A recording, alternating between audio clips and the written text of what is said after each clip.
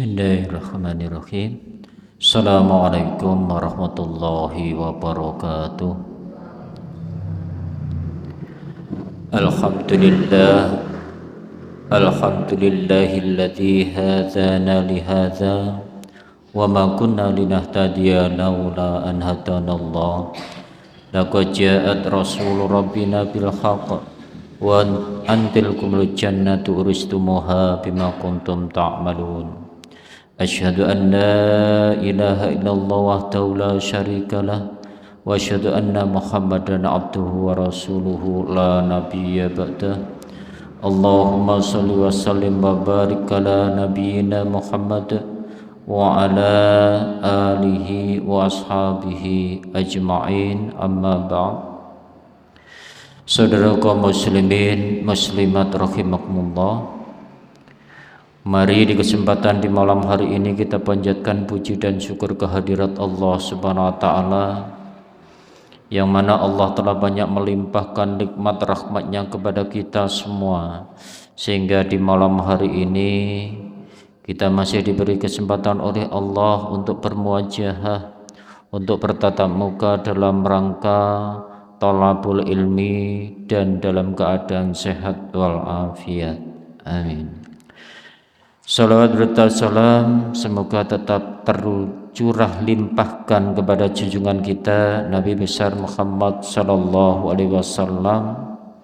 Atas jasa beliaulah sehingga kita di malam hari ini atau detik ini masih merasakan ajaran-ajaran Islam yang sesungguhnya.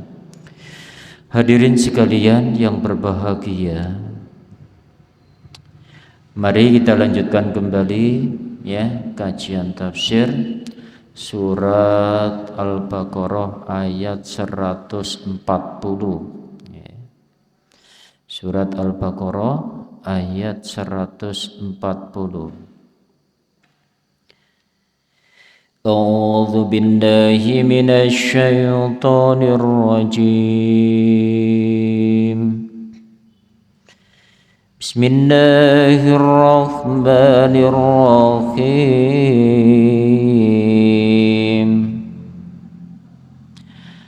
Am taquluna inna Ibrahim wa Ismail wa Ishaq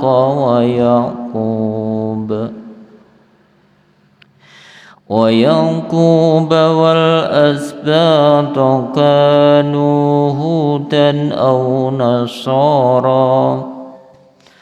Qul a'antum a'lamu amillah wa man azlamu mimman katama syahadatan indahu minallah wa mallahu bighafilin amma ta'malun. Tilka ummatun qad khalat laha ma kasabat wa lakum ma kasabtum wa la tus'aluna amma kanu ya'malun. Sayaqulu as-sufaha'u minan nasi ma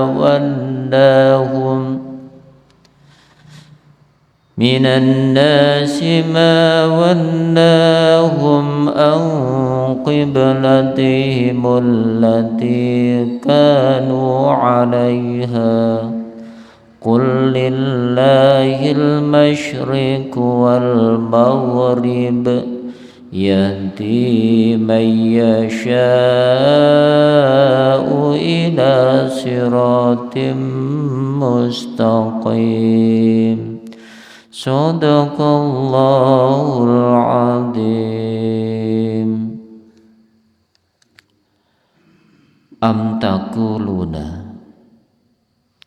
ataukah kamu mengatakan, inna Ibrahim, sesungguhnya Nabi Ibrahim, wa Ismaila dan Nabi Ismail, wa Ishaq dan Nabi Ishaq, wa Yaqub dan Nabi Yaqub, wal asbato dan anak cucunya, yang termasuk menjadi para nabi dan para rasul.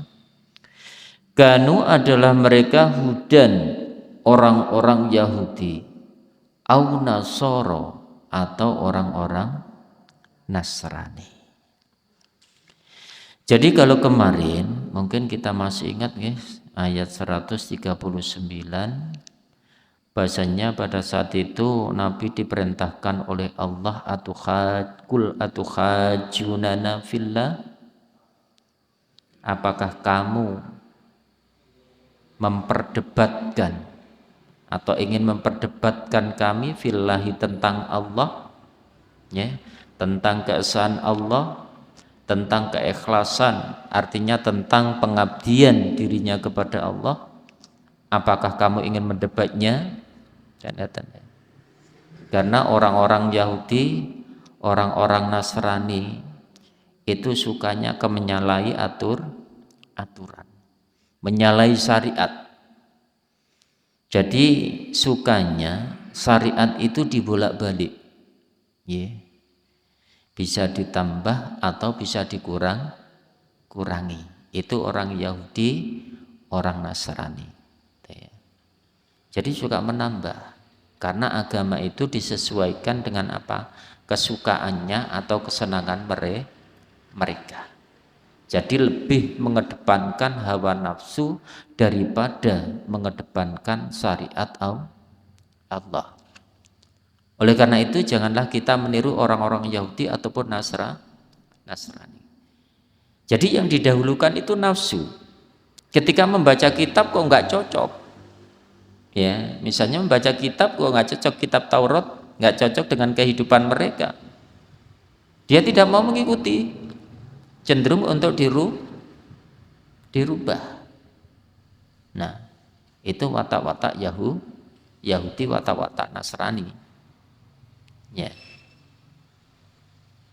Oleh karena itu kita jangan niru. Kita baca Quran karena apa? Enggak sesuai dengan kehidupan kita, enggak cocok dengan kita, akhirnya kita merubah umpamanya.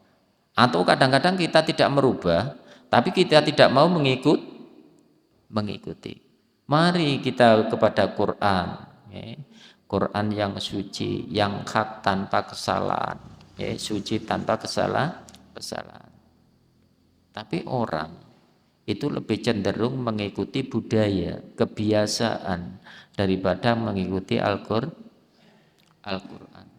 Diajak nanggone Quran itu kan Quran, itu kan orang Islam. Sedangkan kita, ya, ada yang mengatakan Islam itu katanya agamanya orang Arab, ya. Oleh karena itu kalau diterap di Jawa itu katanya tidak cocok. Jadi Quran itu cocok di mana saja, ya. Dan zaman kayak apapun itu Quran tetap cocok. Makanya manusia harus menyesuaikan dengan Al-Quran, bukan Al-Quran yang menyesuaikan manusia. Begitu pula budaya itu kan hasil budidaya manusia. Ada yang diperbolehkan, ya, meskipun itu budaya. Termasuk pakaian yang jenengan pakai itu kan budaya, hasil budidaya atau karya manusia. Tapi kan diperbolehkan karena tujuannya adalah untuk menutup aurat. Jadi mana budaya yang diperbolehkan, mana budaya yang dilarang. Jangan dipukul rata, setiap budaya itu mesti tidak boleh. Ada yang diperbolehkan, ya. Kalau di dalam Quran kan perintahnya hanya menutup aurat. Tidak pernah memberikan petunjuk misalnya baju kayak sampean, ngeten itu tidak pernah. Yang penting kita menutup aurat. Mbah iku gombal diubel-ubelno, yang penting menutup aurat. Ya. Nah, kembali pada ayat ini, am taquluna inna Ibrahim wa Ismail wa Ishaq wa Yaqub wal asbato, apakah kamu mengatakan bahwa Nabi Ibrahim ini diawali dengan inna, ini kata tauhid ya, yaitu untuk menguatkan. Apakah kamu sungguh mengatakan kalau Nabi Ibrahim itu orang Yahudi, Ismail orang Yahudi, Ishak orang Yahudi, Nabi Yakub orang Yahudi dan keturunannya? Ya. Karena orang Yahudi itu mengklaim bahwa Nabi Ibrahim dan anak keturunannya itu termasuk orang-orang Yahudi. Maka orang Yahudi mengakui kalau Nabi Ibrahim itu termasuk kakeknya. Bangga dengan Nabi Ibrahim. Ya. Cuman bangga, tapi tidak pernah mengikuti apa yang menjadi jejaknya Nabi Ibrahim. Cuman senang, bangga. Makanya itu tidak ada gunanya orang yang bangga dengan keturunan tanpa melakukan kebaikan. Ya. Kan kadang ada orang yang cerita, loh aku iki putune yai, aku iki putune nabi, lah tapi kalau tidak melakukan kebaikan itu di hadapan Allah tidak ada apanya, karena Allah itu tidak melihat itu keturunannya siapa, tapi yang dilihat adalah apa, yaitu hati dan perbuatannya. Enggak peduli dia putunya siapa atau anak cucunya siapa. Tapi di hadapan Allah yang dinilai adalah hati dan perbuatannya. Tuh, jadi tidak artinya tidak ada perhitungan di hadapan Allah tentang keturunan. Ya. Inna Ibrahim wa Ismail wa Ishaq wa Yaqub. Apakah engkau mengatakan bahwa itu orang Yahudi, Nasrani, Hudan atau Nasor? Ya. Kul katakanlah wahai Muhammad, a'antum apakah kamu a'lamu lebih mengetahui, a'lam itu isim tafdil ya, dan itu bermakna lebih, artinya dibanding amillah atau Allah. Jadi ini ya perbandingannya, apakah kamu lebih tahu dibandingkan dengan Allah, padahal Allah itu adalah ilmunya meliputi seluruh makhluk. Tidak ada makhluk itu yang terhindar dari pandangan Allah, kekuasaan Allah. Ya, semuanya akan mendapatkan yang namanya rezeki dari Allah. Semuanya tanpa terkecuali. Ya. Artinya setiap makhluk yang diciptakan oleh Allah mesti mendapatkan jatah dari Allah. Entah itu orang itu taat ataupun tidak. Allah tetap memberikan rezeki. Ya. Itulah Allah. Katakan kepada orang Yahudi atau Nasrani, wahai Nabi Muhammad, apakah kamu lebih tahu dibandingkan dengan Allah? Kalau kamu mengatakan bahwa Nabi Ibrahim dan anak turunannya adalah termasuk orang Yahudi dan Nasrani. Bahkan Allah tidak pernah berfirman di dalam kitabnya bahwa Nabi Ibrahim dan keturunannya adalah orang Yahudi. Tidak pernah. Justru sebaliknya.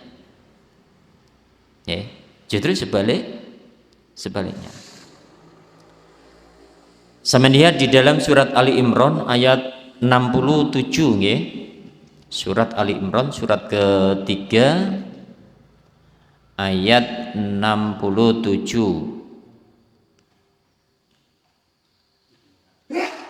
A'udzu billahi minasyaitonir rajim. Maka Ibrahimu Yahudiyya wala Nasraniyya walakin kana hanifan muslima wa ma kana minal musyrikin. Ya, minal musyrikin. Bahkan Nabi Ibrahim itu bukanlah Yahudi ya. Bukan orang Yahudi. Wala Nasroniya dan bukan orang Nasrani. Lah jelas ya Mbunan. Dan ini juga dikatakan di dalam kitab Taurat. Ya. Di Quran diulang kembali. Ini untuk memperjelas karena orang Yahudi itu mulai dulu sampai zamannya Nabi itu masih ada, bahkan sampai sekarang pun masih ada orang Yahudi. Maka dijelaskan, kalau orang Yahudi menganggap Nabi Ibrahim dan keturunannya adalah orang Yahudi, maka kata Allah, makana Ibrahimu Yahudi ya wala Nasroniya. Nabi Ibrahim itu bukanlah orang Yahudi, bukan pula orang Nasrani, walakin kana hanifam muslima. Akan tetapi Nabi Ibrahim itu adalah orang yang hanif, orang yang lurus, musliman lagi muslim. Muslim itu berarti orang Islam. Jadi Nabi Ibrahim dan turunannya itu orang Islam, bukan orang Yahudi, bukan orang Nasrani. Nah, selain bukan orang Yahudi Nasrani, ya, tapi orang yang lurus, artinya sesuai dengan syariat yang diturunkan oleh Allah, dia senantiasa menjalankan dengan taat, tidak ada yang ditinggalkan, dan segala yang dilarang senantiasa dijauhi. Bahkan ketaatan Nabi Ibrahim itu luar biasa terhadap Allah. Jadi apapun yang dikatakan oleh Allah terhadap Nabi Ibrahim, bahkan termasuk sampai nyawa putranya, itu pun dipenuhi oleh Nabi Ibrahim. Saya membayangkan Nabi Ibrahim lama tidak punya putra, begitu punya putra sudah besar, diperintahkan untuk menyembelih. Coba. Tapi Nabi Ibrahim karena Allah yang merintah, apapun yang diperintah Allah itu mesti kebaikan. Meskipun secara lahir kadang-kadang dilihat awalnya itu adalah tidak cocok dengan apa? Yaitu manusia. Nganggur-nganggur dikongkon belai anak. Tapi dilakukan oleh Nabi Ibrahim. Karena ketaatan itulah sehingga Allah memberikan ganti. Sehingga ada syariat yaitu kurban. Kalau zamannya Nabi Ibrahim yang dikorbankan adalah putranya. Ini ya dalam rangka apa ya? Yaitu menguji Nabi Ibrahim.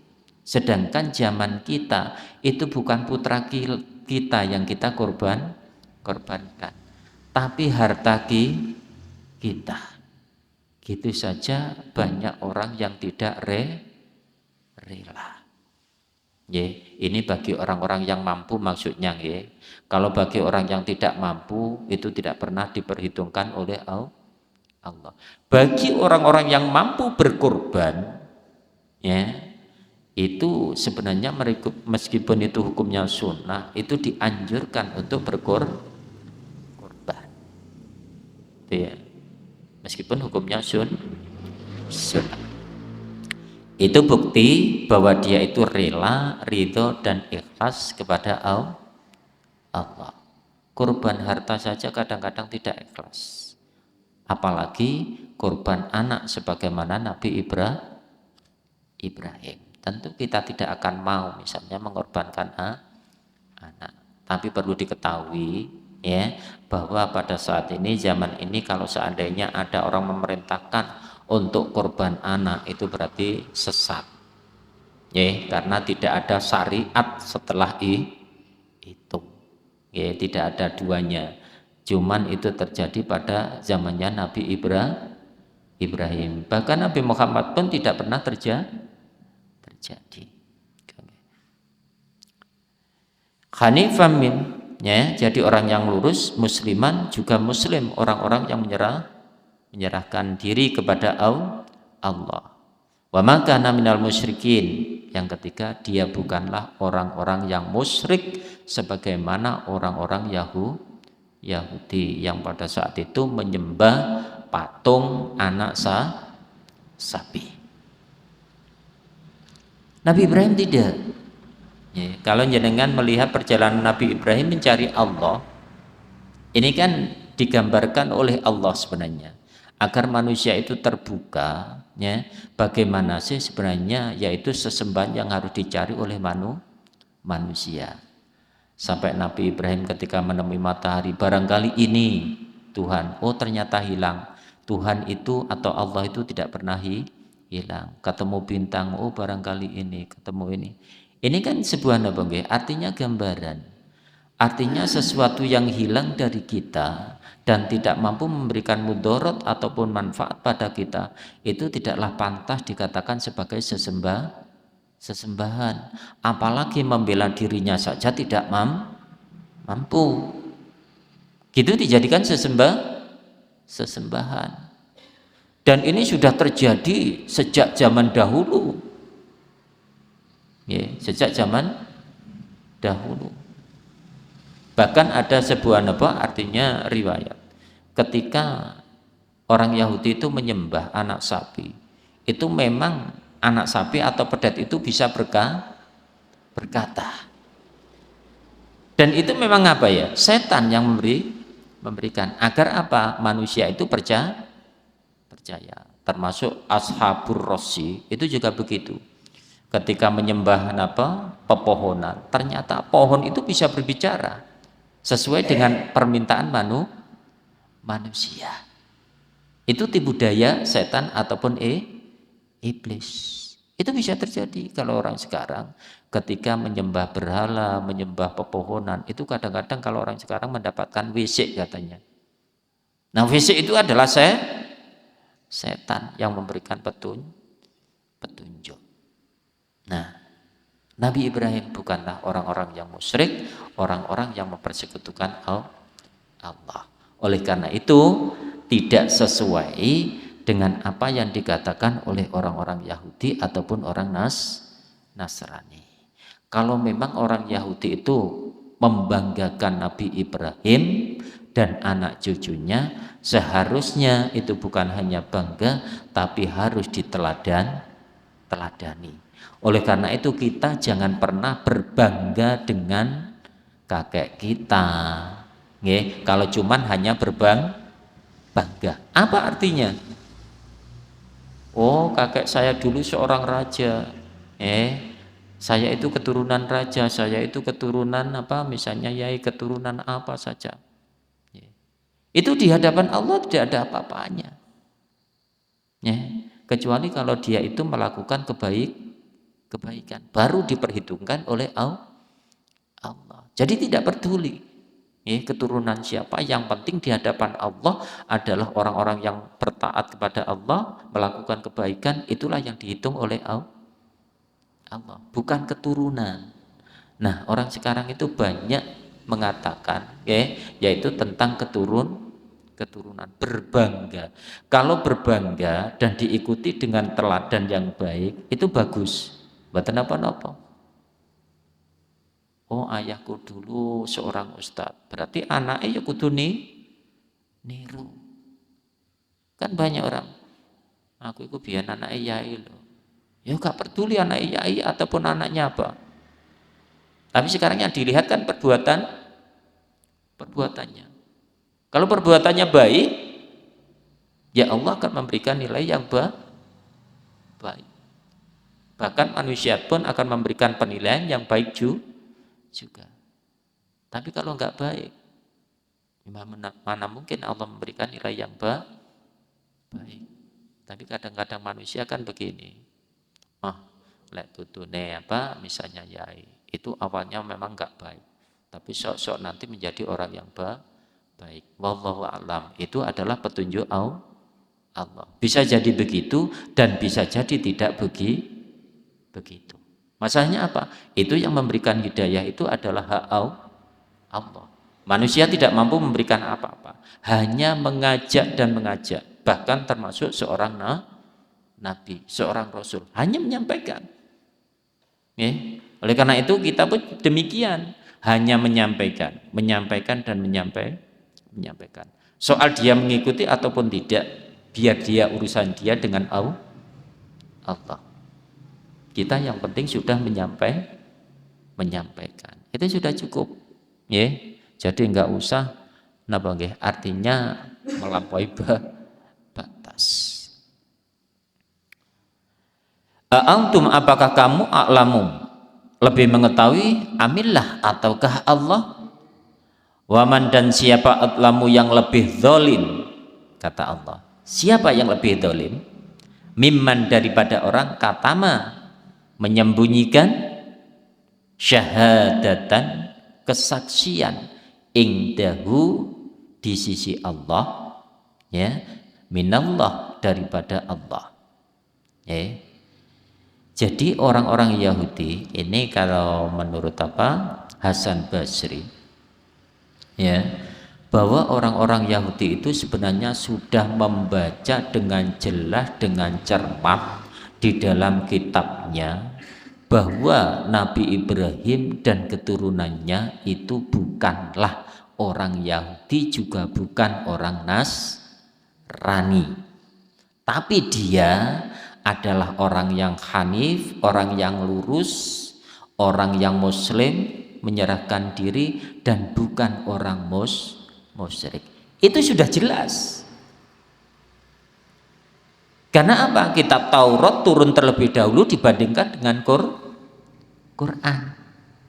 Tapi di masa ada turun Quran, seakan-akan dia itu adalah pemegang utama dari para Rasul, sehingga apa yang dibawa oleh Nabi berupa Quran ini tidak pernah diakui oleh orang Yahudi sama orang Nasrani. Makanya dia mengatakan Ibrahim dan keturunannya itu adalah orang-orang Yahudi. Dan bahkan di dalam surat Al-Baqarah agak awal itu, dia mengatakan yang masuk surga nanti adalah hanya orang Yahudi dan Nasrani. Kul amaniyuhum, itu hanya angan-angan mereka. Angan-angane wong Yahudi tok. Lek dhek bakal masuk swargane Gusti Allah, liyane gak oleh mlebu. Oh, angkite swarga niku wae mbahne. Lek wae mbahne kantuk mawon. Nggih. Karena itu milik Allah, siapapun bisa masuk sesuai dengan syarat yang ditentukan oleh Allah. Ya. Lah dia bilang semacam itu karena dia sangat benci terhadap Nabi. Terhadap Nabi juga benci, dan apa yang dibawa Nabi yaitu berupa Al-Quran juga benci. Sehingga dia mengatakan bahwa Ibrahim atau Nabi Ibrahim dan keturunannya adalah termasuk orang-orang Yahudi, juga orang Nasrani. Padahal dia sudah membaca di dalam kitabnya. Itu kan namanya menyembunyikan kebenaran. Maka kalau sudah membaca kitab dengan benar, sudah tahu dengan jelas, maka jangan pernah sekali-kali menyembunyikan kebenaran. Kalau tidak, berarti kita itu sama dengan orang Yahudi, orang Nasrani. Maka di dalam kitab Taurat, kitab Injil, tentang kerasulan Nabi Muhammad semuanya itu disobei, dibuang. Supaya apa? Kasarannya jamaahnya ini agar tidak tahu. Yang tahu itu pendeta, para pastor, itu tahu. Dan itu disembunyikan. Sembunyikan. Jangan sampai ada orang tahu. Oleh karena itu, banyak orang yang masuk Islam itu karena apa? Membaca, kalau sekarang Bible, bukan Injil itu sebenarnya Bible. Kalau Injil itu berarti yang asli, ya, Bible. Ketika membaca itu ternyata di dalam Bible itu sendiri itu banyak kejanggalan, sehingga ketika orang bertanya itu tidak menemukan jawaban yang puas. Akhirnya orang mencari kebenaran di dalam Islam. Belum masuk Islam tapi mempelajari kitab-kitab yang ada di dalam Quran. Banyak orang itu, orang Nasrani, belajar hadis. Ternyata begitu belajar aslinya ingin mencari kelemahannya, tapi justru dia tertarik dan akhirnya masuk Islam. Banyak loh, orang Nasrani itu yang hafal Quran, terjemah Quran, tafsir Quran, itu ada belajar tafsir Quran. Bahkan kita kadang-kadang kalah. Tapi tujuannya di situ, ingin mencari kelemahan Quran dan mencari kelemahan hadis. Tapi karena kuasa Allah, bisa jadi dia akan mendapatkan hidayah Allah, dan itu banyak terjadi. Kalau orang itu mempelajari Islam ya dengan sungguh-sungguh, insya Allah dia pun akan mendapatkan hidayah. Nah, tapi orang-orang Yahudi menyembunyikan semuanya itu. Jangan sampai para jamaah itu tahu. Sehingga tidak ada yang tahu. Ya, hanya para pendeta. Bahkan kalau pastor yang baru saja kadang-kadang itu tidak ada. Ya, artinya tidak tahu.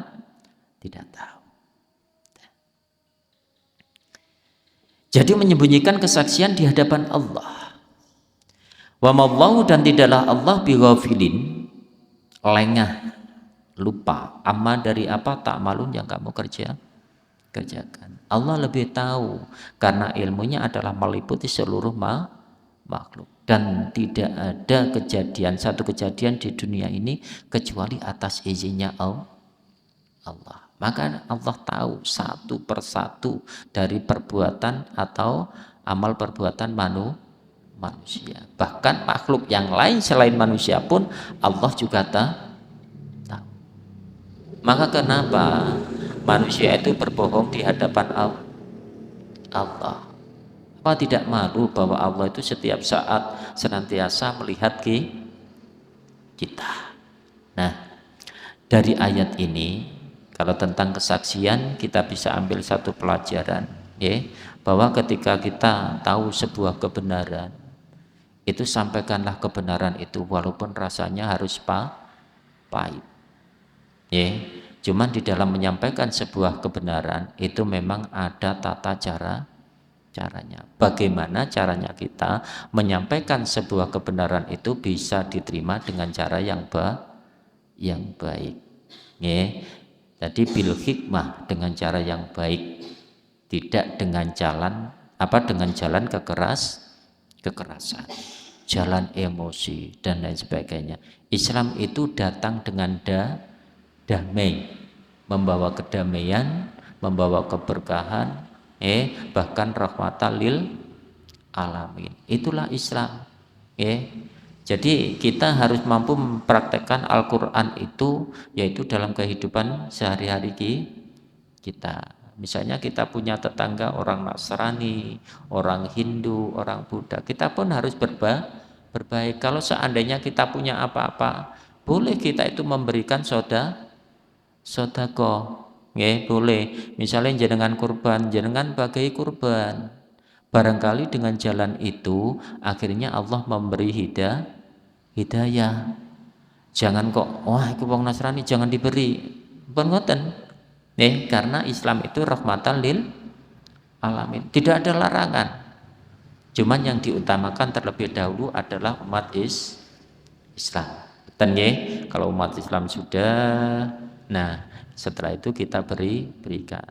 Kalau seandainya kita punya tetangga yang Nasrani ataupun Yahudi dan lain sebagainya. Kalau Yahudi tidak ada Kalau Hindu entah ada atau tidak, Hindu ataupun Buddha. Paling yang banyak kalau di sini tetangganya itu orang Nasrani.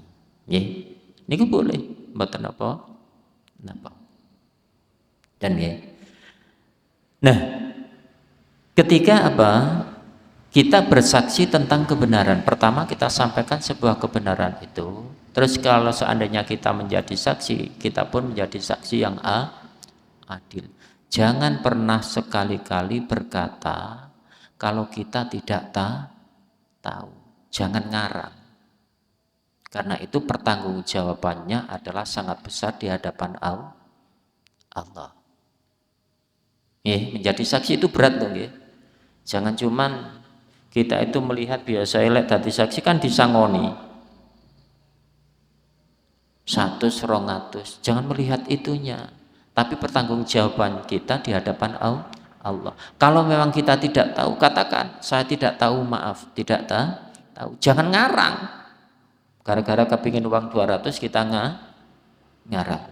Nah, pertanggungjawaban di hadapan Allah itu cukup berat. Gara-gara duit 200. Terus wa mallahu bighafilin amma ta'malun. Ini supaya menjadi keyakinan bagi kita. Allah tidak pernah lengah, Allah tidak pernah lupa, Allah tidak pernah yaitu apa? Artinya maksudnya senantiasa mengawasi kita. Kita itu tidak pernah lepas dari kekuasaan Allah atau pandangan Allah. Ketika itu menjadi keyakinan kita, maka insya Allah kita itu bisa mempersempit kemaksiatan. Karena kita yakin Allah senantiasa mengawasi kita. Manusia lain tidak tahu, tetangga tidak tahu, bahkan kadang-kadang istri pun tidak tahu. Akan tetapi Allah lebih tahu. Orang yang dekat dengan kita lu kadang tidak tahu. Tapi Allah, bahkan Allah itu lebih dekat. Jenengan masih ingat, Muhammad, ketika hambaku tanya tentang aku, katakan, aku adalah dekat. Bahkan lebih dekat daripada urat nadi. Allah itu dekat kepada kita. Cuman kadang-kadang kita tidak merasakan kedekatan Allah kepada kita. Itu bahaya. Kalau kita tidak merasakan bahwa Allah itu dekat dengan kita. Makanya kita sering lupa terhadap Allah. Karena apa? Kita tidak merasa bahwa Allah itu dekat dengan kita. Kalau kita merasa bahwa Allah itu dekat dengan kita, maka setiap saat, karena dekat, orang dekat itu gimana nggih? Artinya sambung menyambung ini senantiasa. Jadi tidak pernah putus. Nah, kita bisa muhasabah, bisa menghitung kita itu ingat kepada Allah itu berapa kali dalam sehari. Kira-kira akeh laline tak akeh ilinge. Jenengan hitung dhewe. Jenengan hitung sendiri. Kok kira-kira akeh ilinge, berarti itu bagus. Lale akeh laline yo agi-agi ndang eling. Maksudnya zikir kepada Allah. Kita usahakan setiap saat kita zikir kepada Allah. Karena apa? Kita merasa bahwa Allah itu dekat dengan kita. Senantiasa kita sebut. Tandanya orang cinta kepada Allah itu senantiasa menyebut namanya pertama. Wong cinta niku ora mesti menyebut-nyebut nama, sifat. Apapun yang menjadi miliknya itu mesti kita ceritakan. Itu buktinya cinta. Nah, kalau kita cinta terhadap Allah, berarti kita harus setiap saat menyebut nama Allah, zikir kepada Allah dengan kalimat-kalimat thayyibah. Bisa astaghfirullahaladzim, astaghfirullah wa atubu ilaih, subhanallah walhamdulillah wa la ilaha illallah wallahu akbar, subhanallah wa bihamdihi subhanallahil azim. Itu memberatkan timbangan. Nah, jenengan timbangannya kepingin abot jange, sampean perbanyak kalimat thayyibah itu, subhanallah wa bihamdihi subhanallahil azim. Biar timbangan amal kebaikan itu nanti berat. Ringan di bibir tapi berat di timbangan.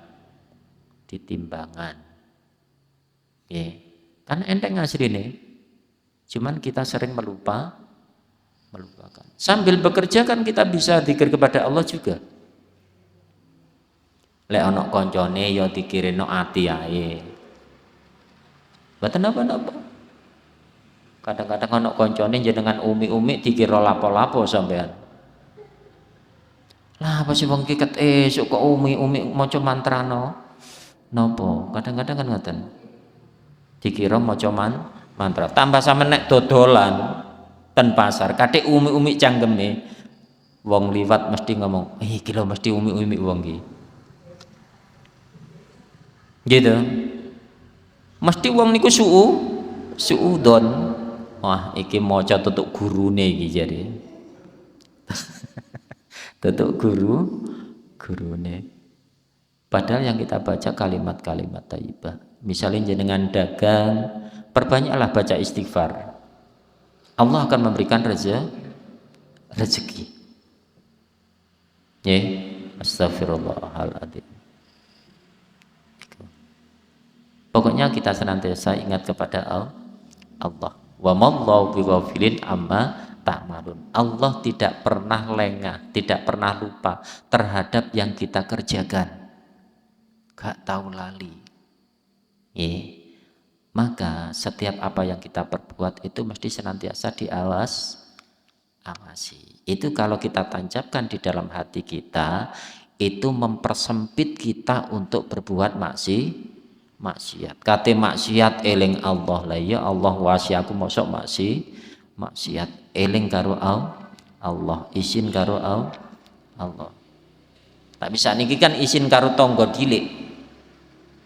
Izin karo tonggo, tapi mboten izin karo Allah. Tilka itulah ummatun umat qad kholat telah lalu. Artinya telah lalu itu berarti sebelum Nabi Muhammad telah lalu. Kalau sekarang kan era umatnya Nabi Muhammad. Laha baginya maka sahabat apa yang ia usahakan, ia kerjakan, ia amalkan. Walakum dan bagimu maka sabtum apa yang kamu usahakan. Wala tus'alu dan kamu tidak ditanya amma tentang apa kanu adalah mereka ya malun mereka kerjakan. Artinya setiap manusia itu akan bertanggung jawab masing-masing sesuai dengan perbuatan masing-masing. Kalau memang dia melakukan kebaikan, Allah pun akan memberikan balasan sesuai dengan janjinya. Kalau dia melakukan kemaksiatan, Allah pun akan memberikan balasan azab sesuai dengan apa yang dijanjikan oleh Allah. Innallaha la tukhliful mi'ad. Allah itu tidak pernah mengingkari janjinya. Niku nggih. Selain itu, setiap manusia tidak bisa bertanggung jawab atas perbuatan orang lain. Kalau berbuat maksiat ya harus ditanggung sendiri, tidak bisa ditanggung orang lain. Maka kalau ada orang misalnya menyuruh berbuat dosa, berbuat maksiat, wes kuno, silahkan berbuat maksiat, nanti aku yang nanggung. Niku kelincipen jenenge. Kelincipen. Kate nanggung dosane uang. Mboten saged. Jadi setiap orang yang berbuat maksiat berarti nanti harus bertanggung jawab atas maksiat yang telah diperbuat. Masing-masing nafsi nonggoni alam barzah ya ijen. Masyatah onok mayit ditumpuk kata. Niku pertanyaannya sendiri mboten jamaah. Meskipun itu dalam satu nopo liang lahat kan ada ditumpuk niku kadang nggih. Kadang sekali kubur berapa orang. Itu pun sendiri-sendiri nanti pertanggungjawabannya. Pertanyaannya pun sendiri. Itu Allah yang atur. Kita mboten usah ngatur masalah mboten nutut utek kita ngatur sing kaya ngoten niku. Allah yang ngatur. Wala tus'aluna amma kanu ya'malun. Jadi tidak ada pertanyaan itu artinya tidak bertanggung jawab. Oleh karena itu kita harus melakukan kebaikan demi apa? Yaitu kehidupan kita yang lebih abadi, yaitu kelak di akhirat. Janganlah kita mengedepankan hawa nafsu kita. Mungkin kita dibebani apa? Pada diri kita kadang-kadang ada rasa malas untuk melakukan ibadah. Gitu. Kadang-kadang kan iman itu turun. Ketika turun untuk melakukan ibadah itu kadang-kadang malas. mencari ilmu juga malas, gitu. Itu kadang-kadang begitu. Oleh karena itu kita harus ingat ya bahwa kita diberi kesempatan oleh Allah, jangan sampai disia-siakan. Kita tidak tahu umur kita berapa, kita tidak tahu. Kalau seandainya kita senantiasa melakukan kebaikan, insya Allah ketika Allah memanggil kita, kita sudah siap untuk berangkat menghadap Allah. Ya. Oleh karena itu kita perbanyak ibadah kepada Allah, kedekatan kita kepada Allah. Insya Allah kalau kita berusaha untuk menjadi orang yang dekat kepada Allah, Allah pun akan menjadikan kita benar-benar dekat kepada Allah sesuai dengan niat kita. Tapi kalau kita ingin jauh dari Allah, bahkan melupakan Allah, jangan berharap nanti akan dekat kepada Allah. Semakin lama semakin jauh kepada Allah. Dan nggih, kula kinten cekap nggih untuk nggih, monggo. Nggih, monggo.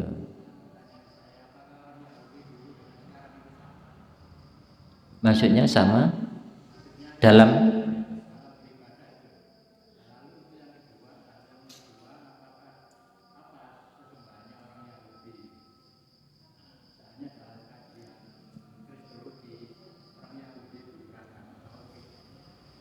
nggih. Nggih. Untuk orang Yahudi zaman dulu dengan zaman sekarang niku nggih sebenarnya untuk ibadah itu banyak perubahan. Jadi banyak perubahan tidak sesuai dengan orang-orang Yahudi terdahulu. Cuman memang yang paling banyak orang-orang Yahudi itu sebenarnya adalah arahnya itu adalah sesat. Meskipun di dalam kajian itu memang agama tauhid betul. Kalau memang benar-benar mengikuti yaitu kitab Taurat yang sesungguhnya. Akan tetapi pada saat itu meskipun dia percaya kepada Allah, yakin bahwa Allah ada dan sesembahannya, akan tetapi dia banyak melanggar syariat, bahkan menciptakan syariat sendiri. Kalau sudah demikian, apakah bisa dia itu dikatakan sebagai orang yang taat? Ngoten nggih. Memang di dalam kajian itu memang begitu. Memang agama tauhid betul. Karena kitabnya kitab Taurat. Akan tetapi orang Yahudi itu tidak mengikuti kitab Taurat itu dengan sesungguhnya, bahkan merubahnya. Bahkan merubahkan. Bahkan lagi informasi yang ada di dalam kitab Taurat tentang Nabi Muhammad, tentang kitab Quran, semuanya itu dibuang. Semuanya itu dibuang. Semenjak apa? Yaitu turunnya Nabi Muhammad itu. Betul kalau memang yaitu agamanya itu agama tauhid. Nah, pernah sekali yaitu dia menyembah anak sapi. Dan itu juga ada yang mengikuti loh ya. Bukan berarti semuanya itu bertobat, tidak. Sama halnya dengan misalnya kita di Indonesia, ada orang itu yang hanif senantiasa menyembah Allah, ada. Umat Islam maksudnya. Ada juga yang menyembah Allah juga menyembah yang lain. Atau disebut orang itu musyrik. Sami kayak ngenten niku. Agamanya kan ya agama tauhid, tapi dia termasuk orang yang musyrik juga. Ya percaya kepada Allah, tapi juga percaya kepada yang lain.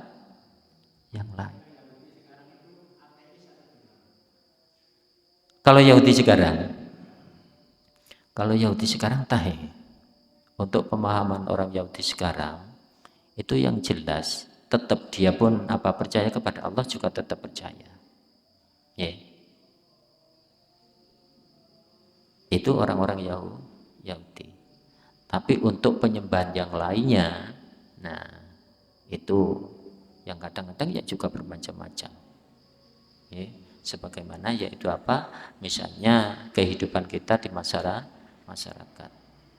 ada keyakinan-keyakinan lain. Oke. Kalau seandainya dia itu sungguh mengikuti Taurat, tidak akan pernah berbuat salah. Artinya senantiasa mengakui Nabi, syariatnya, dan sekarang dia tidak mungkin mengikuti Taurat tapi kembali kepada Quran. Itu seharusnya kan demikian. Karena memang di dalam kitab Taurat itu kan diperintahkan ketika turun Nabi yang terakhir, lek cara kasare, semua harus berpaling dan yaitu artinya yaitu mendukung Nabi, ya, mengikuti Nabi, taat kepada Nabi, Nabi yang ummi kan ngaten. Lah untuk saat ini orang Yahudi kan tidak mau, bahkan diawali sejak awal. Nah, itulah orang-orang Yahudi. Kalau seandainya dikatakan itu adalah apa? Misalnya agama tauhid. Iya kalau mengikuti kitab Taurat dengan sungguh. Tapi dia banyak yaitu apa? Artinya tersesat, bahkan jauh dari kesesatan. Itu orang Yahudi. Bisa dikatakan tidak ada yang benar. Dan ya, karena apa? Kitabnya sudah tidak murni lagi sekarang. Itulah amalan-amalan orang Yahudi. Nggih. Sampun? Nggih. Saya kira cukup ya untuk malam hari ini. Semoga ada manfaatnya bagi kita semua. Ya, marilah kita akhiri ini dengan bacaan alhamdulillah bersama. Alhamdulillahirabbil alamin. Assalamualaikum warahmatullahi wabarakatuh.